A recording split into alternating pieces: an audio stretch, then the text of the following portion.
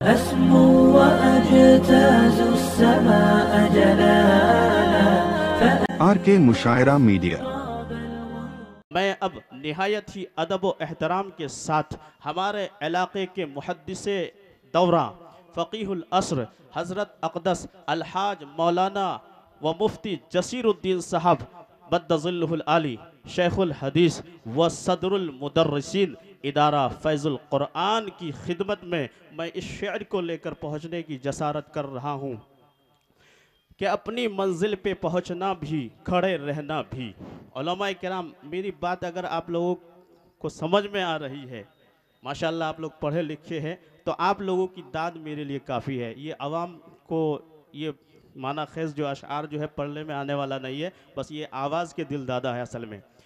तो मैं ये अर्ज़ कर रहा था कि अपनी मंजिल पे पहुँचना भी खड़े रहना भी, अपनी मंजिल पे पहुँचना भी खड़े रहना भी, कितना मुश्किल है बड़े हो के बड़े रहना भी। ये वो हजरात हैं जो अपनी मंजिल में पहुँचे भी है और अपनी मंजिल पर पहुँच पर जिस मकाम पर उनको खड़े रहना चाहिए, अल्हम्दुलिल्लाह सुम्मा अल्हम्दुलिल्लाह, आप लोगों की दुआओं से ये हजरात उस मकाम व मर्तबे पर खड़े हैं। मैं निहायत ही अदब व एहतराम से हज़रत वाला से दरख्वास्त कर रहा हूँ कि हज़रत वाला अपने वाज़े नासिहाना से हम सामईन को नवाजे।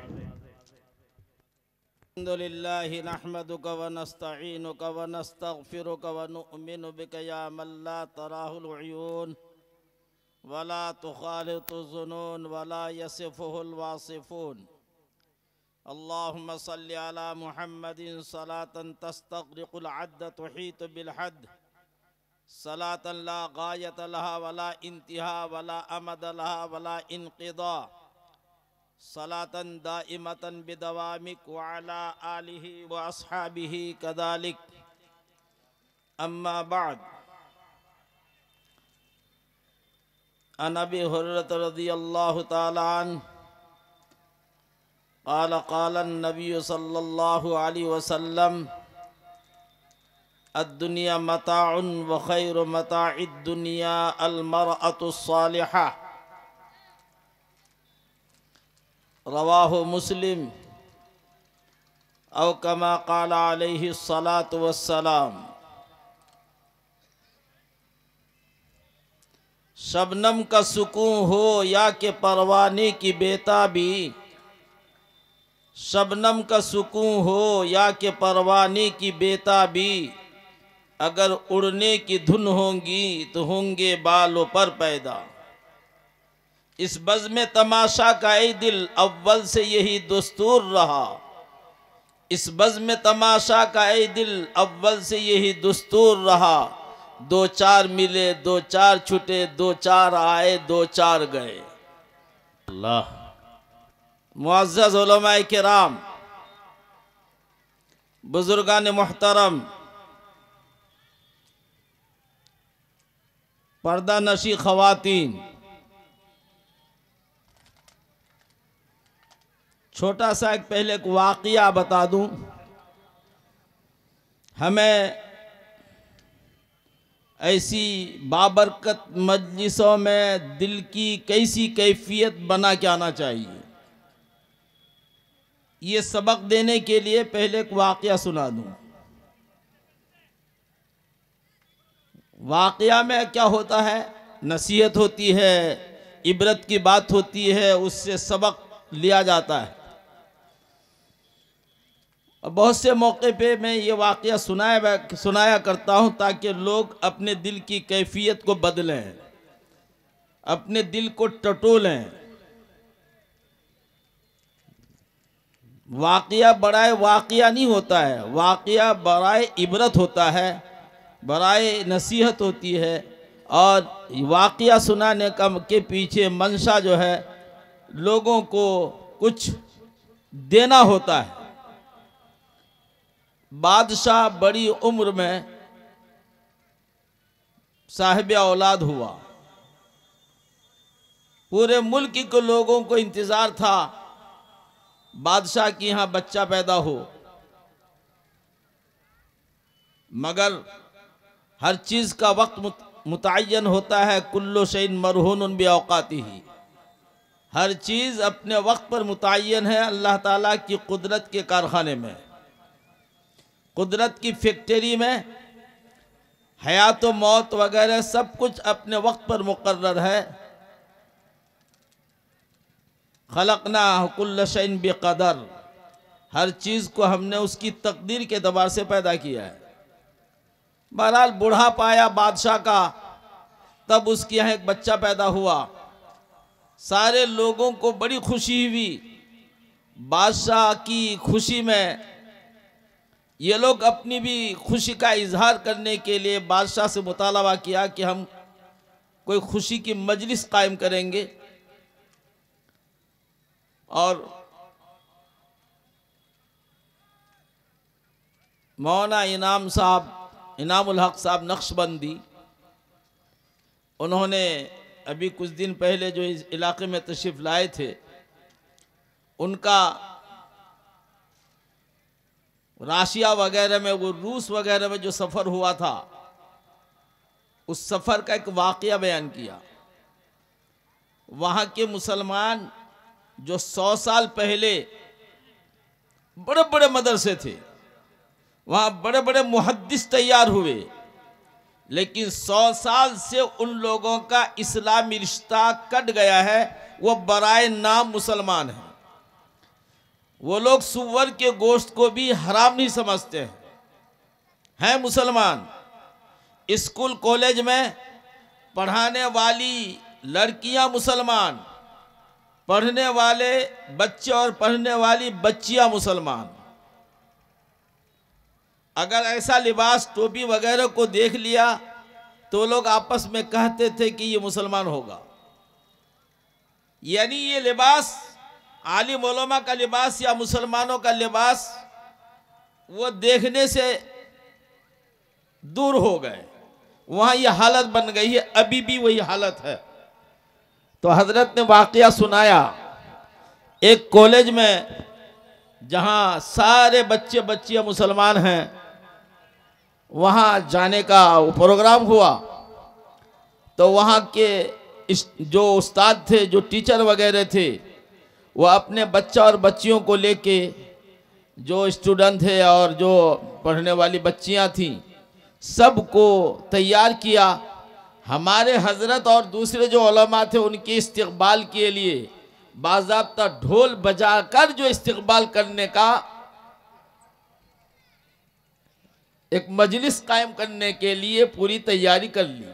वो लोग जानते भी नहीं है कि ये मजलिस में किसी का इस्तकबाल करने के लिए ढोल बजाया जाता है, जाना जायज़ है या नहीं, ये चीज़ भी वो नहीं समझते, इस्लाम से इतना दूर। बहरहाल मालूमा की खुशी के मौके पर जो है, पहले का दस्तूर था बांसियाँ बजाना, ढोल बजाना, बांसुरी बजाकर अपनी खुशियों का इजहार करना।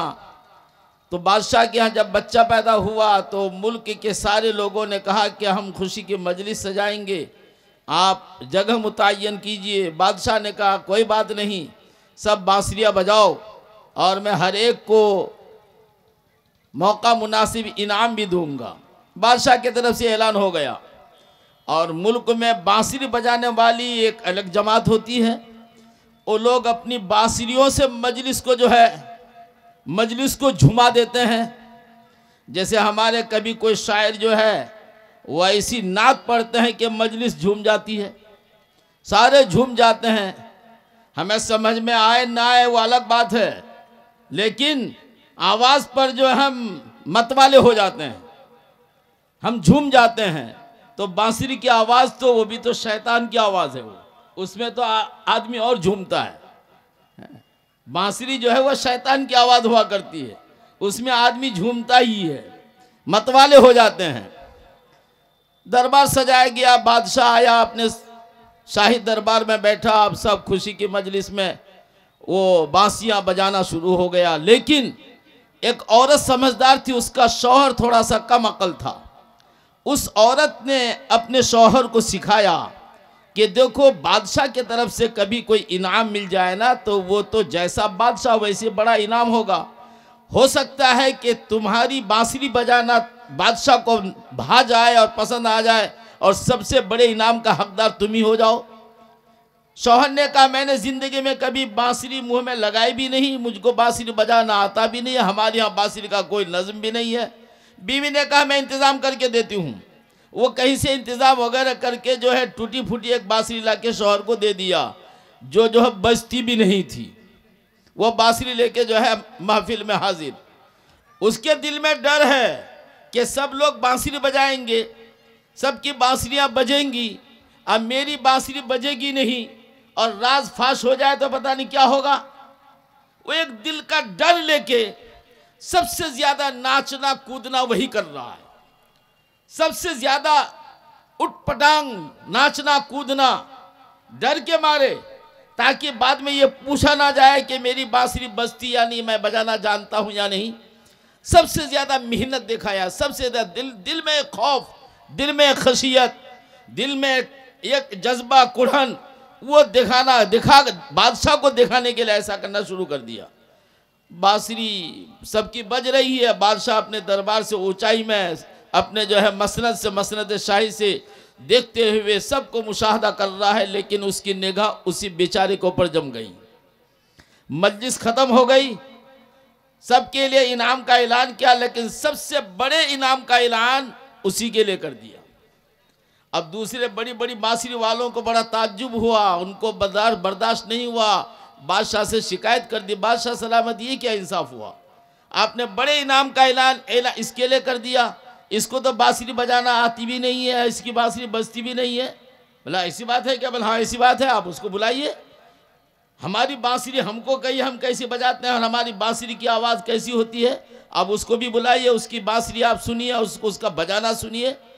बादशाह ने उसको बुलाया। क्या बात, तुम्हारी बांसुरी बजती नहीं है, तुमको बजाना भी नहीं आता है क्या? बादशाह सलामत, जिसने कहा वो गलत कहा है। आप हर एक के बांसुरी का नाम पूछिए तो हर एक की बांसुरी का क्या नाम है।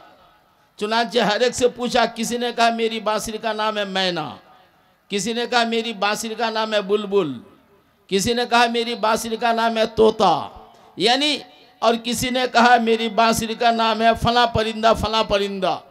परिंदों के जैसी सुरीली आवाज़ होती है, ऐसी ऐसी आवाज़ वाले परिंदा के नाम से अपने बांसुरी का नाम रखा है। जैसा हमारे यहाँ कभी कभी जो है कहते हैं तूतिए बंगाल, तूतिए बंगाल, यानी इंसान को बंगाल का तोता बना दिया, तूतिए बंगाल।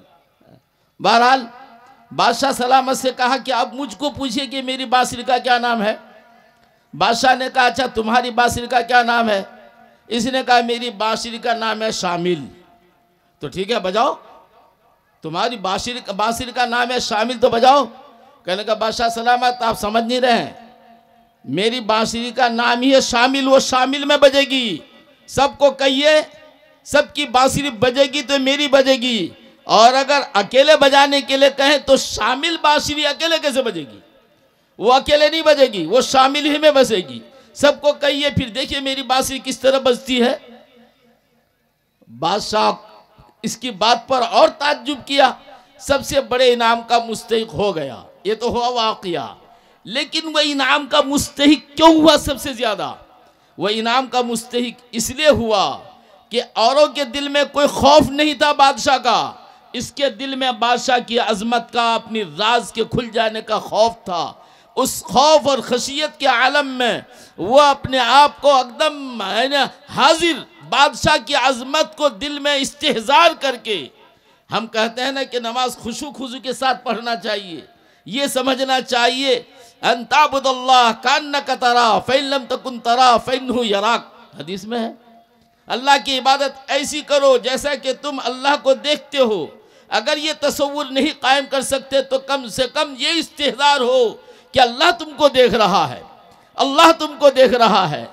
ये एहसान है, इसी का नाम एहसान है, इखलास है। इखलास के साथ वो बांसुरी बजा रहा था।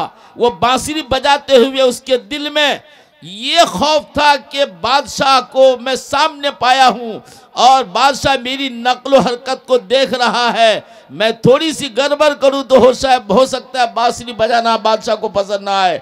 बादशाह की आजमत का इस्तेहजार करके जो है बांसुरी बजा रहा था। आज अगर कोई अल्लाह की इबादत, अल्लाह की ज़ात का इस्तेहज़ार करके इबादत करे तो वो इबादत रायगा और बेकार नहीं जाएगी, वो सबसे बड़े इनाम का मुस्तहिक हो जाएगा। इसलिए हम जलसा जो आए हैं यहाँ, हम पहले दिल का टटोलें, दिल में कुरान की अजमत, हदीस की अजमत, कि जो बात बताई जाए वो कुरान की बात बताई जाती है, जो बात बताई जाए वो हदीस की बात बताई जाती है। हदीस की आज़मत, हदीस का एक एहतराम, हजरत इबादत की हैसियत में आप रखिए। इबादत की नीयत से मासियत को जन्म मत दीजिए, मासियत को वजूद में मत लाइए। मासियत है तो फिर मासियत की जगह में जाके मासियत कीजिए, आपको इख्तियार है। आप आएंगे घर में जलसा सुनने, आलिम उलमा की तकरीर सुनने के लिए, और यहाँ सुनने के बजाय, इबादत के बजाय अपने दामन में मासियत और गुनाह दामन में भर के लेके जाएंगे। ये हमारे नौजवान, हमारी नौजवान बच्चियाँ, हमारे नौजवान दोस्त, वो इस चीज़ को नहीं समझ रहे हैं। आदत को कम से कम आज के लिए अल्लाह वास्ते बदलिए, आज अपनी आदत को बदलिए। आपको दुकानों का साइन नहीं करवाना है। मैं ताज्जुब करता हूँ उन गार्जियनों पर जिनकी जवान बच्ची आती हैं, वो अपने साथ लेके नहीं आते हैं, अपने साथ लेके नहीं आते हैं। साथ लाइए, उनको एक जगह बिठाइए और यहीं बैठे रहना। जाते वक्त तुमको हम यहाँ से लेके जाएंगे। हज का मौका होता है, मियाँ बीवी एक साथ हज में जाते हैं। औरतों मस्जिद नबवी में औरतों की नमाज अलग होती है और उसको कहा जाता है कि तुम नमाज पढ़ के फला खंबे के पास आ जाना, या मैं पहले फारिग हुआ तो मैं फला खंबे के पास आ जाऊंगा, तुम अपने फारिग होने के बाद वहाँ आ जाना। वहाँ देखिए एक नज़्म है, एक नज़्म है। यहाँ भी एक नज़्म कर सकते हैं कि तुम कहीं भी बैठो, मैं ये फला खंबा ठीक कर लिया, जलसा ख़त्म हो जाएगा, 3 नंबर 4 नंबर 5 नंबर 11 नंबर खंबे पे मैं खड़ा रहूंगा, या तुम पहले फारिग हो जाओ तो तुम तुम्हारे साइड के फला खंबे के पास खड़ा रहना, मैं तुमको वहां से ले लूंगा, या तुम मेरे पास यहाँ आ जाओगे। एक निज़ाम बनाइए, निज़ाम बनाइए। आपको अंदर से बच्चों को गोद में लेने की ज़रूरत पेश नहीं आएगी। भाई जलसा को जलसा गाह बनाइए, इबादत गाह बनाइए, जलसा गाह को मासियत गाह मत बनाइए, जलसा गाह को मासियत गाह मत बनाइए। बहरहाल ये तमहीदी गुफ्तगू थी। मैंने एक छोटी सी हदीस पढ़ी है, मुस्लिम शरीफ में भी है, बुखारी शरीफ में भी है। अद्दुनिया मताउन, इस हदीस पर मैं कभी लंबी लंबी बातें भी करता हूँ, लंबी चौड़ी तकरीर भी होती है, लेकिन लंबी चौड़ी तकरीर का यह मौका नहीं है। हाँ, मगर चंद बातें आप इससे जो है, नबी पाक सल्लल्लाहु अलैहि वसल्लम को एक मरतबा हज़रत उम्मे सलमा रज़ियल्लाहु अन्हा ने अर्ज़ किया, या रसूल अल्लाह, आप तो मर्दों में आपकी वाज़ो नसीहत ज़्यादा होती है और हमें हर मौके पे आपकी मजलिस में शिरकत का मौका नहीं मिलता। हम चाहते हैं कि हमारी कोई अलहदा मजलिस हो जिसमें हम औरतें ही होंगी और आप हम औरतों में वाज़ो नसीहत करें। नबी अकरम सल्लल्लाहु अलैहि वसल्लम ने उनकी इस दावत को कबूल कर लिया और फरमाया कि ठीक है, कहीं इस तरह जगह का इंतज़ाम कर लो। कहते ना मस्तूरात की तालीम होगी, मस्तूरात में बयान होगा, ये दलील वहीं से है। मस्तूरात में बयान करने के लिए हुज़ूर पाक सल्लल्लाहु अलैहि वसल्लम गए, लेकिन अब कितनी देर तकरीर की होंगी और कौन कौन सी बातें बतलाई होंगी, धारावाहिक सिलसिलावार सारी तकरीर को एक औरत ज़ात होने की वजह से, वो ज़माना टैप का नहीं था, वो ज़माना मोबाइल का नहीं था, कुछ बातें कुछ औरत ने याद रखी, कुछ बातों को कुछ औरत ने याद रखी, और मगर वो तकरीर गर्चे सिलसिलावार नहीं, मगर एक दूसरी तीसरी चौथी पांचवी छठी सातवीं आठवीं औरत से ये बातें आज दुनिया में मौजूद हैं, आज दुनिया में मौजूद हैं। मिशकात शरीफ में सहाबिया, जो सहाबियात हैं, जिन औरतों से रिवायत ली गई है, हदीस बयान करने वाली है, 64 औरतों से रिवायत ली गई है। ताबेइया छोड़ के बता रहा हूं मैं, सिर्फ सहाबिया, मसला अज़वाज मुतहरात, हजरत आयशा, हजरत उम्मे सलमा, हजरत हफ्सा, हजरत बरीरा, हजरत उम्मे अतिया, इस तरह बेशुमार सहाबियात हैं। उनमें से 64 सहाबिया की रिवायात आम मसले में भी है और औरत के मसले में भी है, औरत के मसले में भी है।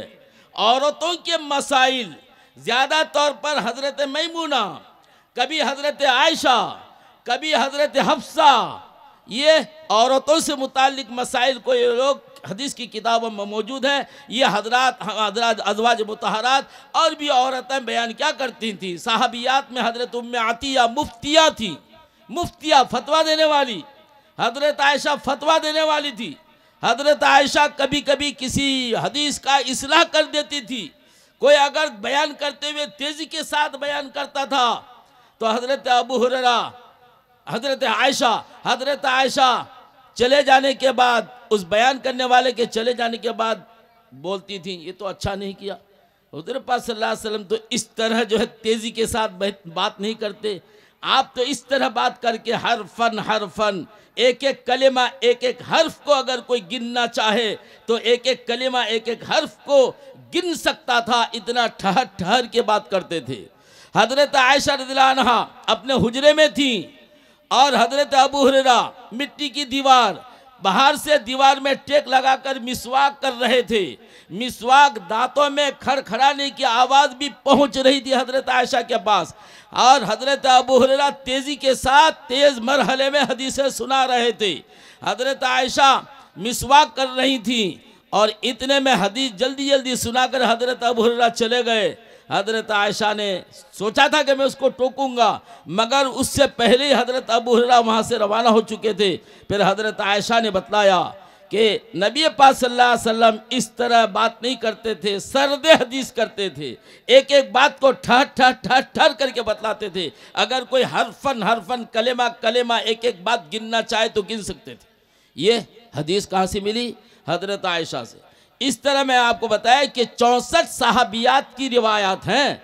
तो वो जो अलादा तकरीर हुई थी हुज़ूर पाक सल्लल्लाहु अलैहि वसल्लम की मजलिस, औरतों की मजलिस में, उनमें कई बातें ज़्यादा तौर पर मशहूर हैं।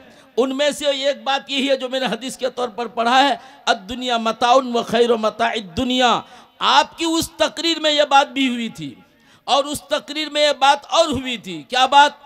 कि अगर किसी का 3 नाबालिग बच्चा मर जाए और उस पर वो एहतिसाब करे, यानी सब्र करे और सवाब की उम्मीद करे, तो ये 3 बच्चा, ये नाबालिग बच्चा या बच्ची, ये उस माँ बाप को जहन्नम से बचाने के लिए हिजाब और दीवार बन जाएंगी। ये औलाद दीवार बन जाएंगी।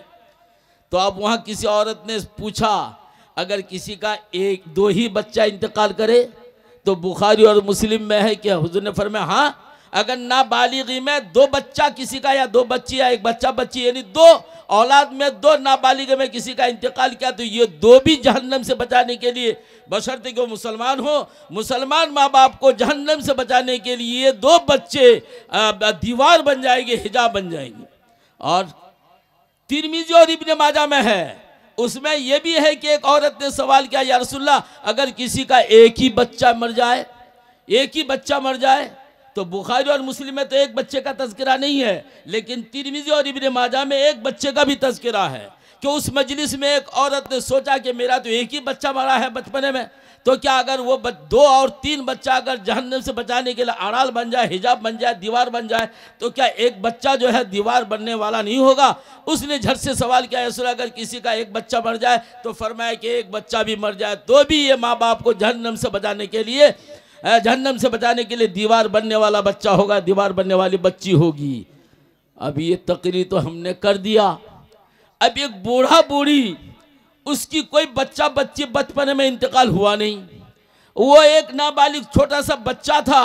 सोचा कि हम तो बहुत गुनाह किए हैं, हमें जो है जाना चाहिए मौलाना साहब के पास कि हजरत हमारे रही तो आप बुढ़ापे में ये बच्चा पैदा हुआ, अब तो कोई बच्चा मरा नहीं है, इस बच्चे को हम लोग मार देना चाहते हैं ताकि इस बच्चे के ज़रिए से जन्नत की कमाई हो जाए, जहन्नम से बच जाए।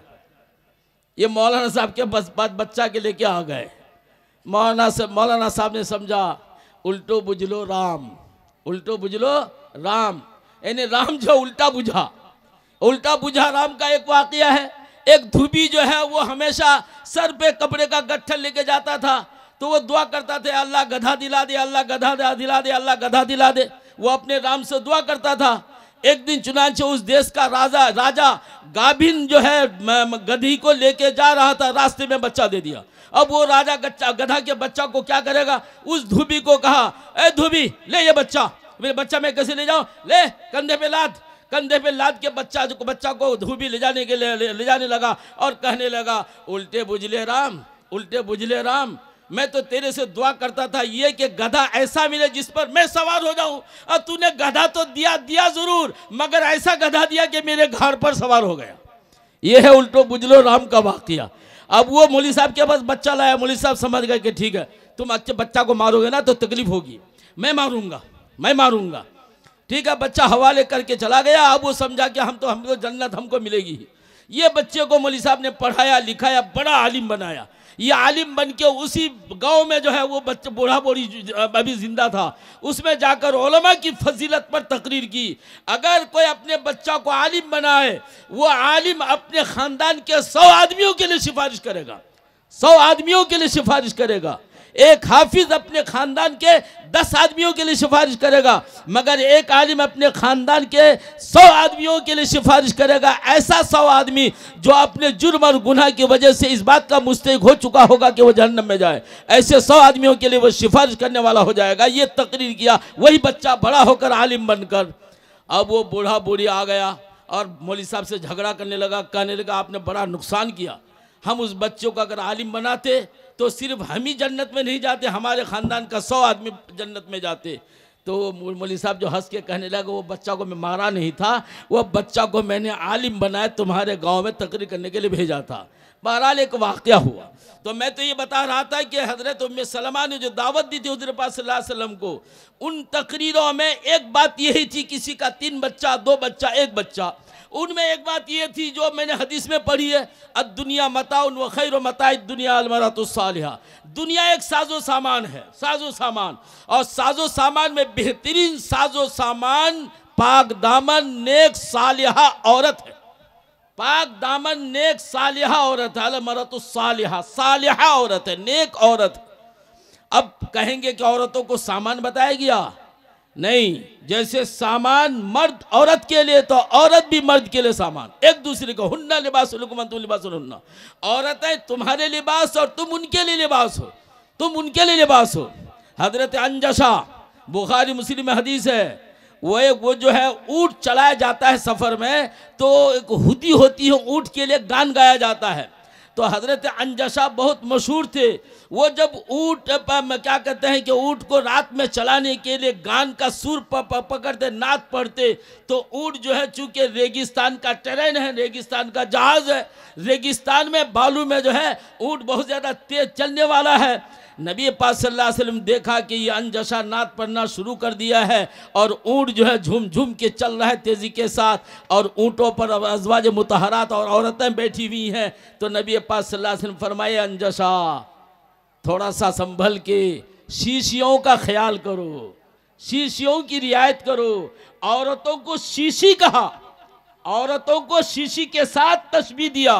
फिर हदीस में है कि ये लफ्ज़ हुजूर ने निकाला, ये लफ्ज़ कोई और निकालता तो उस आदमी की ऐब बयान की जाती, कहा जाता है और उसको ऐबदार बनाया जाता, मगर नबी पाक सल्लल्लाहु अलैहि वसल्लम ने औरतों को शीशी के साथ तशबीह दे के हमें बता दिया गया, एक सबक दिया गया।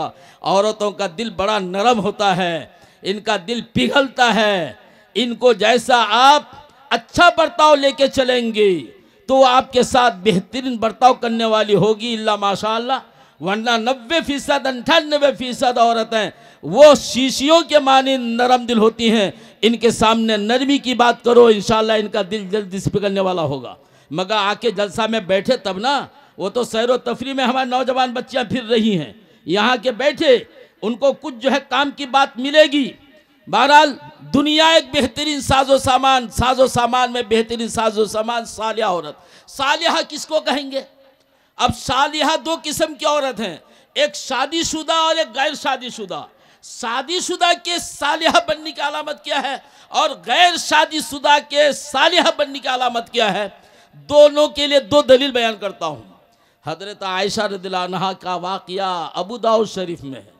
हजरत आयशा सिद्दीक़ा रज़ियल्लाहु अन्हा वो ऐसी अक्ल वाली बूढ़ियों के पास बैठे तो सबसे ज्यादा अक्लमंद बूढ़ी, और अगर जवानों के पास बैठे तो सबसे ज्यादा अक्लमंद जवान, और बच्चियों के साथ घुल मिल करे तो सबसे ज्यादा खेलने वाली, बेहतरीन खेलने वाली बच्ची। चुनांचे हजरत आयशा की दिलजोई का नबी पाक सल्लल्लाहु अलैहि वसल्लम इतना लिहाज करते, कम उम्र में शादी हुई थी, बच्चियां खेलने आती थी, हजरत आयशा के पास बच्चियां खेलने आती थी। दो करीबुल बुलूग, पूरा बालिग नहीं, यानी शाबालिग करीबुल बुलूग, बालिग होने के करीब करीब दो बच्चियां आके हजरत आयशा के पास खेल रही थी। ये दो बच्ची जब खेल रही थी, अचानक हुजूर पाक सल्लल्लाहु अलैहि वसल्लम घर में पहुंचे, देखा दोनों के सरों पर दो पट्टा नहीं, ओढ़ना नहीं है, ओढ़ना नहीं है। नबी पाक सल्लल्लाहु अलैहि वसल्लम की आदत शरीफा थी कि एक लुंगी बेगर सिलाई हुई कंधे पे लटकाए रखते थे। जैसे आलिम उलमा जो है ना, खास करके मौलाना अब्दुल गफूर साहब, हमेशा हमने देखा, हमने बचपन में ये रुमाल हमेशा लेके चलती है। हाँ, और भी बहुत से उलमा इस तरह लेके चलते हैं। नबी अकरम सल्लल्लाहु अलैहि वसल्लम एक लुंगी गर्दन में लटकाए फिरते थे, बेगर सिली हुई।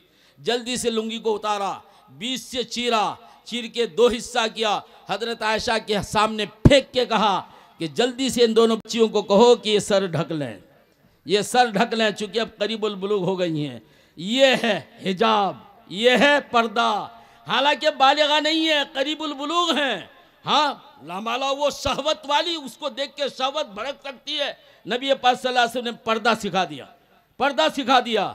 हमारी बच्ची 20 साल की हो गई, लेकिन जब वो निकलती है तो उसके सर पे दो पट्टा नहीं है, उसके सर पे ओढ़ना नहीं है, तो ओढ़ना गर्दन में है। ओढ़ना सर के और सर के बालों को ढकने के लिए है, ये ओढ़ना गर्दन की जीनत के लिए नहीं है। ये गर्दन, ये तो सर को ढकने के लिए और बालों को ढकने के लिए है। बाल का दिखाना भी जायज नहीं है गैर महरम को, ऐसे मर्द को जिससे निकाह जायज हो सकता है। हाँ, पर्दा करेगी किससे? ससुर से। हालांकि ससुर से पर्दा नहीं है, क्योंकि ससुर से और बहू की अब शादी कभी जायज नहीं है, उस बहू की ससुर से कभी जायज नहीं है। लेकिन अगर देवर आ जाए कोई पर्दा नहीं है, मामाजात चचाजात भाई वगैरह आ जाए कोई पर्दा नहीं है, उस वक्त सर को नहीं ढकेगी। और अगर ससुर आ गया, भसुर आ गया, तो बस कपड़ा को एकदम कितना जो है अपने आप को संभाल रही है। तो जहाँ पर्दा होना चाहिए वहाँ पर्दा नहीं है, और जहाँ पर्दा नहीं होना चाहिए वहाँ पर्दा है। बहरहाल ये मसले मसाइल पर गुफ्तगू नहीं कर रहा हूँ। 10 मिनट, चलिए 10 मिनट और टाइम है। तो सालिहा बनने की गैर शादीशुदा लड़की के लिए यहीं से आदत पड़ेगी, करीबुल बुलूग हो जाए तो माँ बाप की जिम्मेदारी बता दिया नबी पाक सल्लल्लाहु अलैहि वसल्लम ने। हालांकि वो आपकी औलाद में नहीं है, लेकिन आप नबी होने की हैसियत से आपके ऊपर एक जिम्मेदारी थी। अच्छा, गुर्बत का ज़माना था, वो ज़माना गुर्बत का था, गुर्बत का ज़माना।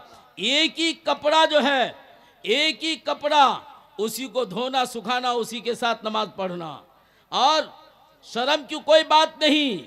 हैज़ के ज़माने में अज़वाज मुतहरत का एक ही कपड़ा, हैज़ का खून जहाँ लगता था वहाँ हैज़ के ख़त्म हो जाने के बाद कपड़े का वो हिस्सा धो के उसी कपड़े को नमाज पहन के नमाज पढ़ा करती थी, कपड़े का वह हिस्सा। क्योंकि पूरा कपड़ा तो नापाक नहीं होता है, जहाँ नापाकी लगी वो नापाक हुआ, जहाँ नापाकी लगी उसको धो लीजिए, उस हिस्सा को धोकर वो बाकी कपड़ा पाक है, उस कपड़े के साथ आप नमाज पढ़ सकते हैं। मगर हमारी यहाँ ये हीला हुला चलता है कि नहीं, अब कपड़ा ही नहीं, बच्चा पेशाब कर देना तो अब नहीं है। हालांकि 5,000 रुपये की साड़ी रखी हुई है, ये क़यामत का जहन्नम की आग का, जहन्नम का ईंधन बनने वाला कपड़ा है, ये जहन्नम का ईंधन बनने वाला कपड़ा। इस माया और मोहब्बत से उस कपड़े को नहीं निकालते, उस कपड़े को लेकर नमाज पढ़ने के लिए जाना है। हीले बहाने से जिस कपड़े में पेशाब कर दिया उस कपड़े को आप बदल नहीं सकते। पेशाब कर ही सकता है नाबालिग, छोटा बच्चा बच्ची पेशाब कर दिया, जितना हिस्सा में पेशाब लगा है, अगर आप उससे नीचे जिस्म में भी लगा है, भीगा हाथ 3 मरतबा लेके पानी हाथ फेर दीजिए, जिस्म पाक हो जाएगा। जहाँ जहाँ पहुँचा है आपको गुस्ल करने की ज़रूरत नहीं है, उस कपड़े के उस हिस्सा को आप धो दीजिए। और नहीं, चलिए कोई बात नहीं, उस कपड़े को बदल लीजिए आप दूसरा कपड़ा। इस वक्त कोई घराना ऐसा नहीं होगा जिसके घर में कम से कम 3 जोड़े ना हो, इससे ज़्यादा हैं, 10-10 जोड़े, 15-15 जोड़े हैं।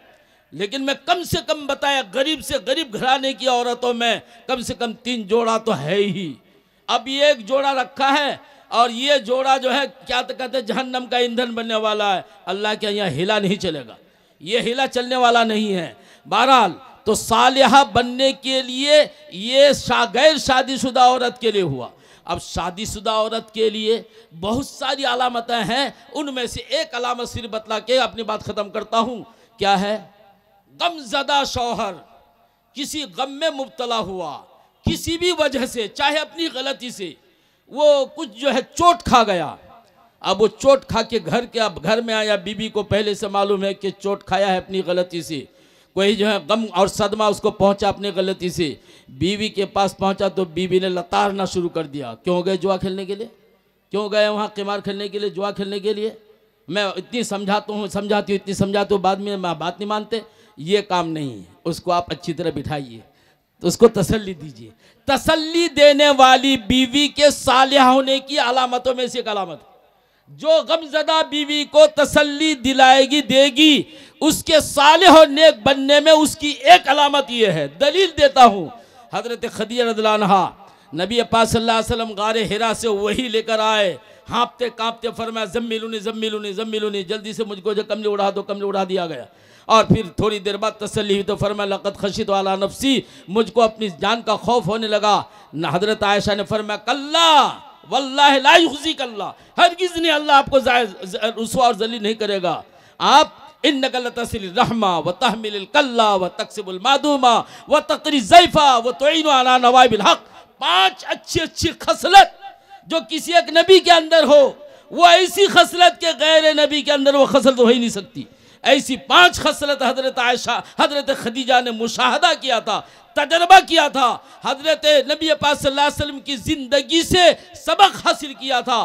फरमाया आपके अंदर ये 5 खसलतें ऐसी हैं जो एक कामिल इंसान के अंदर हो सकती है। आप कामिल इंसान हैं, आपकी इन खसलतों की वजह से आज जो आप हाँपते खापते आए, अल्लाह ताला आपको जो है जलील और रुसवा नहीं करेगा। तसल्ली के कलिमात जुगाड़ दिए और फ़ौरन कहने लगी चलिए तो मेरा भाई मेरा चचाजाद भाई वरक़ा इब्न नौफल के पास क्यों गई?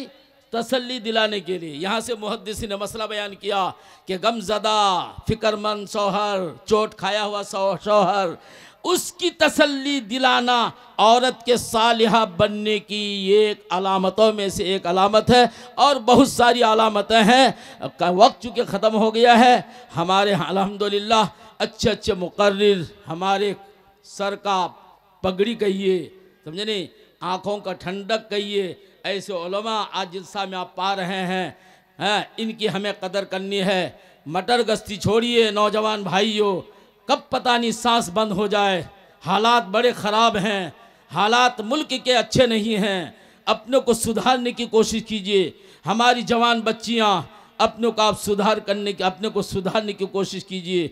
आदत को बदलिए, आदत के बदलने में आपके इख्तियार और इरादों का दखल है। मेहरबानी कीजिए अपनी ज़ात के ऊपर, मेहरबान हो जाइए अपने मज़हब पर, मेहरबान हो जाइए आप अपनी फितरत पर, और मेहरबान हो जाइए अपने माँ बाप के लिए, अपने भाई बिरादर के लिए। आप उनके लिए बाइस इज़्ज़त बने, बाइस लानत और बाइस बेइज्जत ना बने। आप अपने आप को संभाल के रखें। हमारे नौजवान भाइयों, नौजवान दोस्तों, आप अपने आप को संभालें। ये वक्त नहीं है हर मटर गश्ती का, ये ज़माना नहीं है, हालात नहीं है मटर गश्ती का। अपने आप को संभालना है। हदीस में तो एक वक्त आएगा कि एक वक्त आएगा कि उस वक्त में थोड़ा सा वक्त भी इबादत के लिए मिल जाए, ये बैल के सर से ज़्यादा कीमती होगा। थोड़ी देर के लिए इबादत का वक्त मिल जाना, बैल का सर कितना कीमती ही क्यों ना हो, वो बैल की कीमत और सर को जो लथेरेगा, मगर थोड़ा सा वक्त तो इबादत के लिए पाएगा, उस इबादत के वक्त को गनीमत जानेगा। आज हालात ऐसे आए हैं, आ रहे हैं। अल्लाह हम सब की हिफाजत फरमाए। ऐसे मौके पे तो हमें मिनट वक्त का, घंटा दिन के रात दिन की कदर करने की ज़रूरत है। आइए मेरे दोस्तों, फिर नौजवान रज़ाकार हजरात जो जलसे के ज़िम्मेदार हैं, अब तक आपने नमाज नहीं पढ़ी है तो आज अपनी अपनी जगह अपने अपने तौर पर वज़ू करें, नमाज पढ़ें, आपको जलसे की बरकत मिलेगी। वरना ये जलसा आपके लिए बड़ी खुशी का तो जलसा होगा, बड़ा कामयाब। अब 10,000 आदमी आया था। जनाब प्रधान शफीउर रहमान साहब मस्जिद की तरक्की के लिए 2500 रुपये दान किया है। अल्लाह पाक बेहद कबूल फरमाए। मैं ज़्यादा वक्त ले लिया आपका लेना नहीं चाहता हूँ। आप आएँ, फिर जो चलने फिरने वाले लोग हैं नमाज भी पढ़ें भाई। जलसे गाह में भी नमाज़ पढ़ सकते हैं, एक तरफ आके नमाज़ पढ़ लें। हमारी माँ बहन है, आप जलसा सुनने से ज़्यादा नमाज को अपने पर ज़रूरी समझें। नमाज नहीं पढ़ के आए हैं तो यहाँ भी आप एक साइड में आप खड़े होकर नमाज पढ़ के जाइए, फिर जलसे की बरकत आप लेके जाइएगा, इंशाअल्लाह नूरानियत लेके जाएगा। यह आपसे हमारी दरख्वास्त है। व आखिर दावाना अल्हम्दुलिल्लाहि रब्बिल आलमीन।